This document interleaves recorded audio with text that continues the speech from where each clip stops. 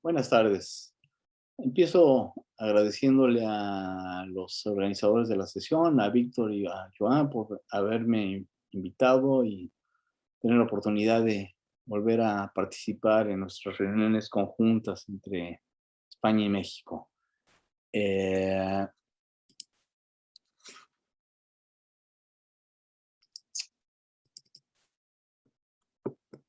ok, bueno, entonces voy a hablar de la ecuación de Helmholtz y la prueba de extensión.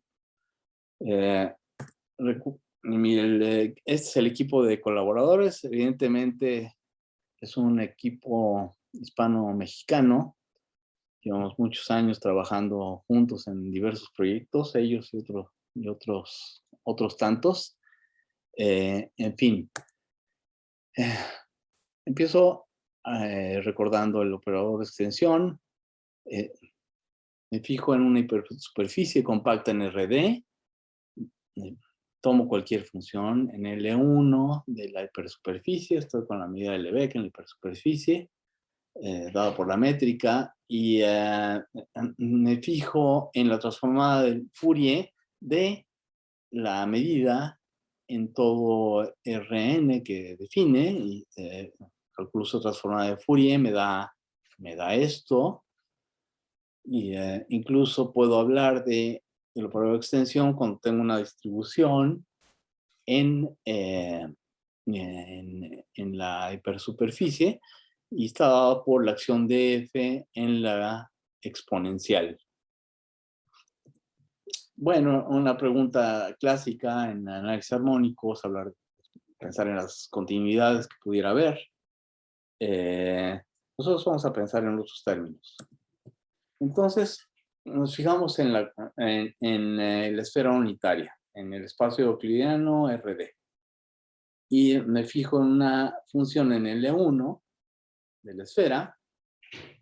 Tiene el operador de extensión, y el operador de extensión es solución de la ecuación de Helmholtz. Es una solución en todo RD. A tales soluciones les vamos a llamar soluciones enteras. ¿Okay? Lo mismo sucede cuando considero un elemento del dual de C infinito de la esfera. El dual de C infinito de la esfera es un subespacio propio de las distribuciones atemperadas en RD, que tienen soporte en la esfera, ¿sí? Y ahí lo tienen, es como antes, la, el operador de extensión es en este caso la acción de f en la exponencial, ¿sí? Y nuevamente resulta que vuelve a ser una solución entera de la ecuación de Helmholtz, ¿sí? Entonces, ¿qué es lo que quisiera hacer? Lo que queremos hacer es caracterizar a las funciones y las distribuciones en los espacios Euler en términos de lo que resulta bajo el operador de extensión, es decir, del comportamiento de la solución de la ecuación de Helmholtz resultante. Quisiéramos inferir de algún modo que nuestra distribución era en realidad una función o una distribución en un espacio Euler, ¿sí? Esto, para hacerlo, tuvimos que recurrir a un asunto muy clásico, que es la caracterización no diferencial de espacios de Sobolev. Bueno, y lo vamos a hacer en la esfera. Ok. Entonces el plan es hacer estas dos cosas. Primero que nada, pues, lo más clásico de esto es las ondas de Herlitz. ¿Qué ocurre ahí? En este caso, vamos a considerar funciones que están en L2 en la esfera, ¿sí? Y cuando consideramos el operador de extensión ahí, obtenemos lo que se llama una onda de Herlitz. Las ondas de Herlitz son una herramienta de primera necesidad en problemas de teoría de dispersión, aparecen a patadas. Es algo que se usa mucho. Y a lo mejor de ahí viene nuestro interés en estudiar estas soluciones de la ecuación de Helmholtz. Bueno, vamos a ver. Podemos describir nuestro operador W como un multiplicador zonal. Y vamos a ver. ¿Qué es un multiplicador zonal? Supongan ustedes que tienen una función en la esfera, una función o una distribución. Cualquier función o distribución en la esfera tiene una expansión en armónicos esféricos. Entonces, un multiplicador zonal es sencillamente un operador que actúa de este modo. Multiplica a cada espacio zonal por un AL. ¿Okay? Bueno, W está bien definido en el espacio de distribuciones y por la llamada fórmula de Fung-Hecke tiene la siguiente forma. Si ustedes tienen una representación de su distribución de este modo, WDF lo que hace es multiplicar la expansión, o el multiplicador correspondiente a esta sucesión. ¿De acuerdo? Aquí J NUDL es la función de Bessel de primer tipo, ¿no? Y, entonces, pues vemos claramente que pensando de radio en radio, en RD, nuestro operador de extensión actúa como un multiplicador de Fourier. Un multiplicador zonal de Fourier. ¿Ok? Bueno, un resultado clásico, pues estamos en el 49 y una versión distinta en el 61, nos da la solución al problema que menciono, al primer problema que mencioné. Si tienen es un tema clásico que se usa muchísimo.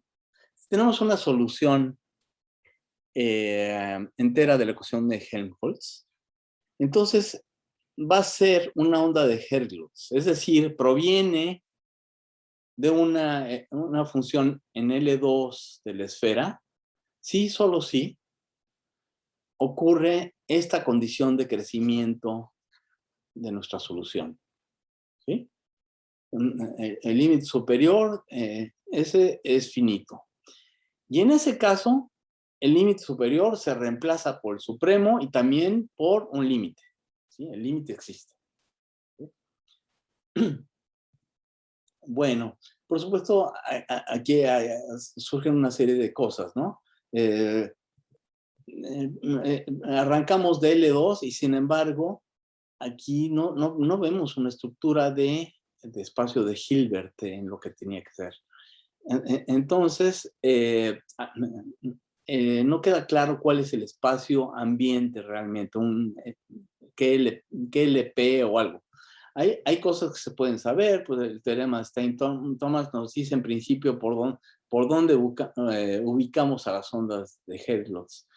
Y bueno, hace ya varios años, muchos, desde 2001, estuvimos pensando en eso con Magalí Folch y con Lolín Álvarez, y llegamos a caracterizar exactamente quiénes son las ondas de Helmholtz. El espacio en mente resulta ser un espacio de tipo Sobolev, donde en lugar de derivadas estamos calculando gradientes esféricos o potencias fraccionarias del laplaciano. Entonces, bueno, así quedó. Entonces, una solución entera de la ecuación de Helmholtz es una onda de Helmholtz, si solo si esa norma que puse hace un momento es finita. Y es bueno, nos dio mucho juego, pudimos ver las ondas de Hertz como un espacio con núcleo reproductor, en un espacio ambiente de Hilbert general, en fin. Pero ahora nos gustaría pasar a pensar en espacios de Sobolev, Sobolev en esfera. Entonces, consideramos el operador de Laplace-Beltrami y el espacio de Sobolev alfa es el conjunto de distribuciones, ¿sí? Tal que el operador, esta potencia alfa entre 2 del laplaciano, Laplace-Beltrami, está en L2, lo cual equivale a que su expansión en serie de Fourier tenga este decaimiento, ¿sí? Que permita que estas series converjan. ¿Sí? En el caso de alfa menor que 0, que tenemos distribuciones realmente, no tenemos funciones, la expansión, cada expansión de estas es en el sentido débil estrella. ¿Sí? Y en pocas palabras, podemos decir que una distribución en la esfera pertenece al espacio de Sobolev si solo si el operador L a la alfa definido de este modo en F pertenece a L2. ¿Sí? Bueno, pues entonces nos da una descripción baratita, ¿sí? Gratis casi de los espacios de Sobolev en términos de soluciones de la ecuación de Helmholtz, que es bastante insatisfactorio porque pues sencillamente estamos aplicando el operador en la parte esférica de W y ahí está y sale de a gratis, ¿no? Quisiéramos algo un poco más interesante, ¿no? Entonces, eso nos lleva a pensar en la descripción no diferencial de los espacios de Sobolev en esfera. Y entonces Juan Antonio, Teresa y un servidor comenzamos a pensar en esto. El asunto de la descripción no diferencial, Little Bailey, etcétera, de espacios de Sobolev es un asunto antiguo, ¿no? Es un asunto que tiene mucha historia y desde el trabajo de Strichard, Stein, en fin, hay un montón de autores que han trabajado y desarrollado esto. A nosotros nos acomodó, encontramos la versión de Alain Mateu y Verdera, que había sido desarrollada también por Widen en algunos casos, en la que se usa una función cuadrada muy especial y que nos dio muchísimo juego para hacer lo que queríamos hacer con la ecuación de Helmholtz. Déjenme contarles, bueno, ellos desarrollan una teoría que funciona para cualquier alfa mayor que 0. Eso es muy bueno y va dependiendo de funciones cuadradas multilineales, ¿sí? Y bueno, déjenme platicarles cómo se hacen las cosas, cómo logramos hacer las cosas en la esfera. Entonces, ¿qué es lo que hacemos? Consideramos una función cuadrada que consiste en, dado un punto en la esfera, considerar el promedio de una función en un casquete centrado, en un casquete en la esfera, centrado en Xi, y con ángulo T, ¿sí? Está dado por esto. Y entonces consideramos esta función cuadrado. Entonces resulta pues, que una función está en si tenemos una función en L2, entonces está en el espacio de Sobolev H alfa con alfa en este rango, sí, solo si ocurre lo que tiene que ocurrir, que su función cuadrado está en el 2. ¿Sí? ¿En qué se basa esto y por qué resultó tan atractivo el enfoque? Pues hay que hacer cálculo aquí. Lo que ocurre es que la función casquete es un multiplicador zonal. Si tenemos un esférico armónico de orden esférico armónico de orden L, entonces AT actúa de este modo, multiplica a Y por MLT, ¿sí? Donde MLT se construye así. Es esta constante dada por la medida, el recíproco de la medida del casquete, esencialmente, y tenemos que integrar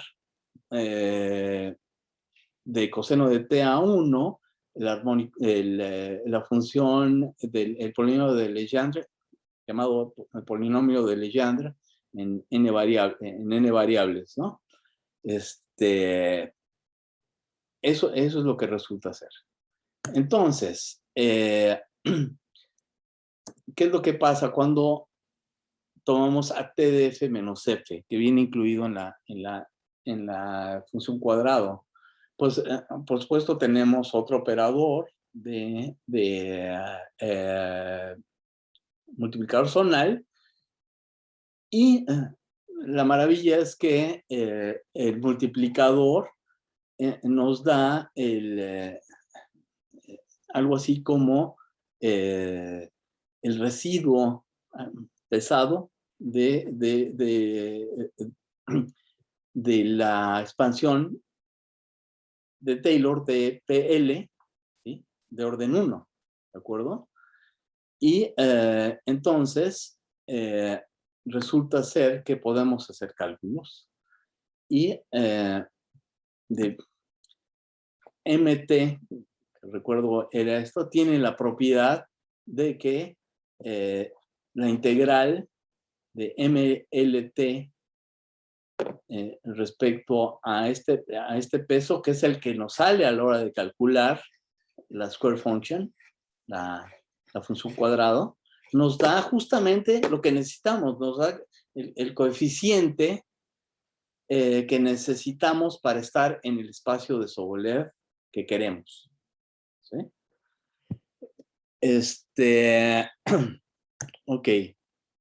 Y entonces, pues tenemos el teorema, ¿no? Sale lo que queremos.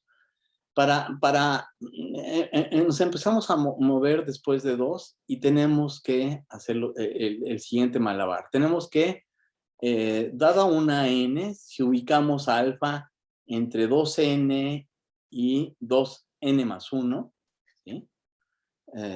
Como uno de los casos, alfa puede ser 2n, pero eso se ve de manera distinta. Podemos definir una función cuadrado. La función cuadrado está dada por algo de este estilo, ¿sí? Donde,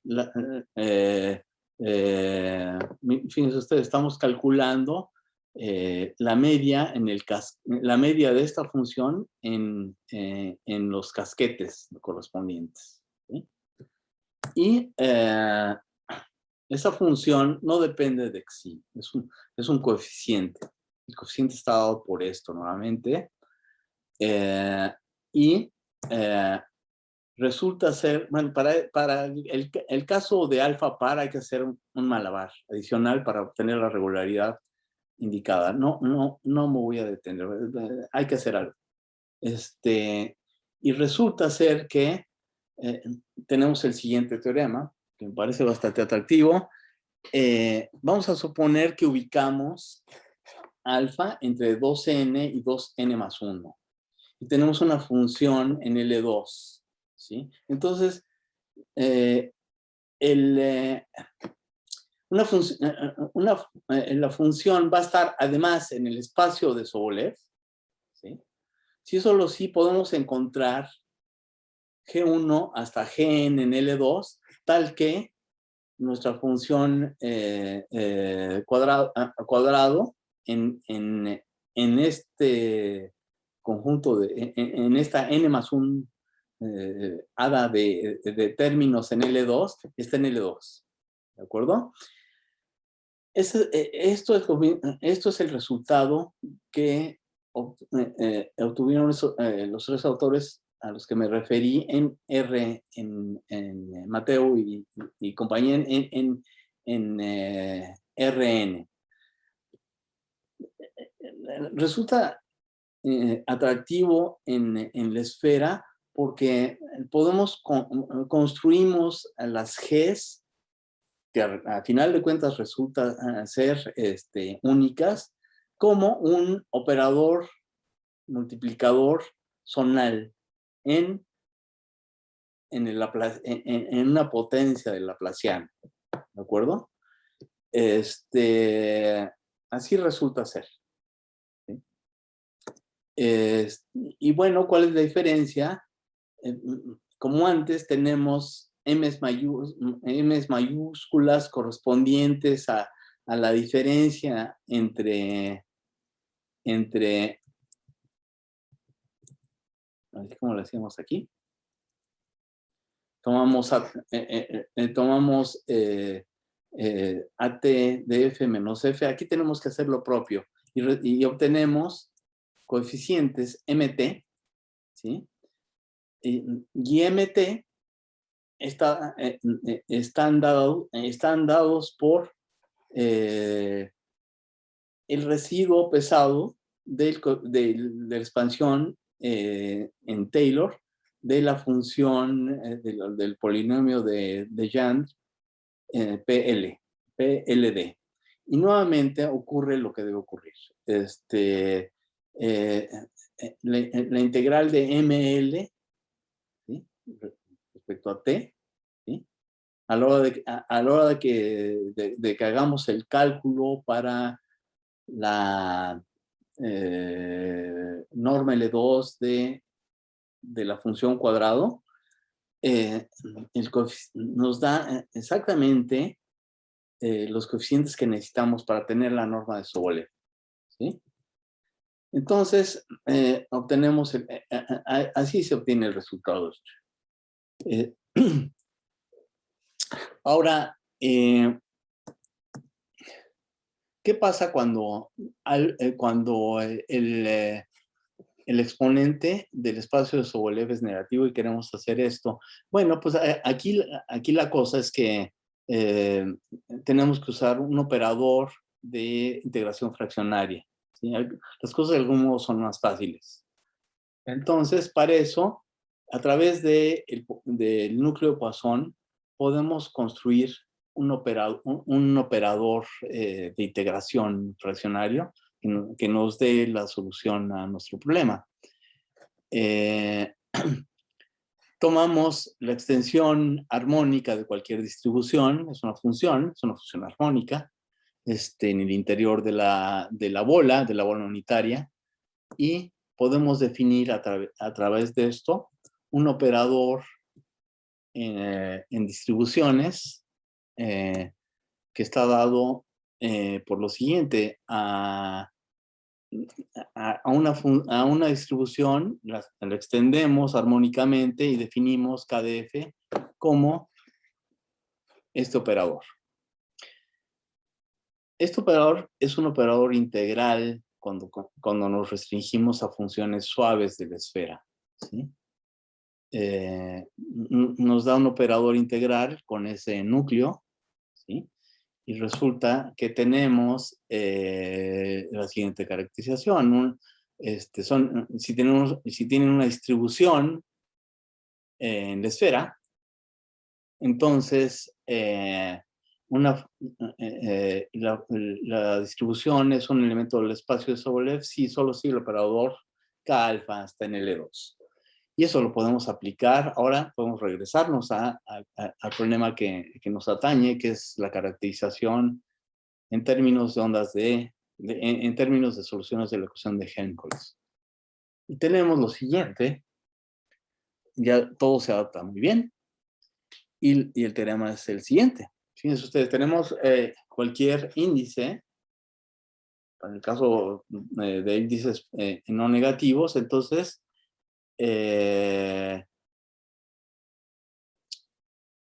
son equivalentes que si tenemos una solución entera de la ecuación de Helmholtz, que exista un elemento del espacio de Sobolev tal que U sea el operador de extensión en F, y dos, o B, que existan ondas de Herglotz, nos remitimos a nuestras viejas ondas de Herglotz, B1 hasta Bn, tales que esto ocurra.